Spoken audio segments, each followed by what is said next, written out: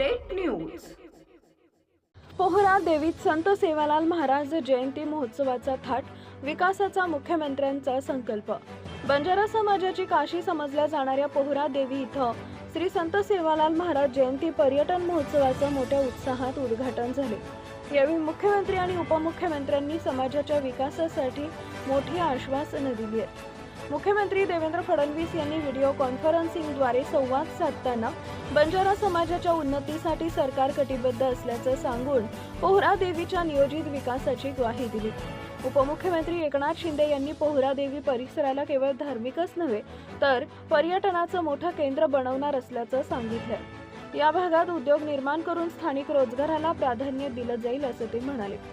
समाजासाठी उल्लेखनीय कार्य करणाऱ्या 7 मान्यवरांना यावेळी सेवारत्न पुरस्काराने सन्मानित करण्यात आलं आहे।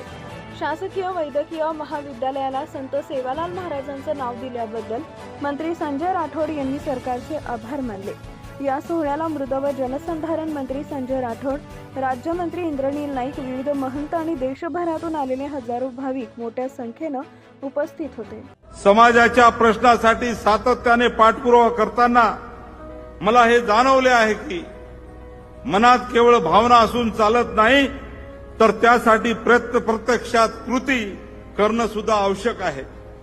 याच भावनेतून संत सेवालाल महाराजांची ही जयंती खऱ्या अर्थानं शासकीय स्तरावर करण्यासाठी मी सुरुवातीला पाठपुरावा केला। मला आजही आठवते की दिनांक 15 फेब्रुवारी 2018 रोजी प्रथम आपण अधिकृतरित्या शासन स्तरावर जयंती साजरी केली आणि त्याच पद्धतीनं 15 फेब्रुवारी या दिवसाची राज्याच्या अधिकृत दिनदर्शिकेमध्ये संत सेवालाल महाराजांची जयंती दिन म्हणून नोंद झाली। ही आपल्या सर्वांसाठी अभिमानाची गोष्ट आहे।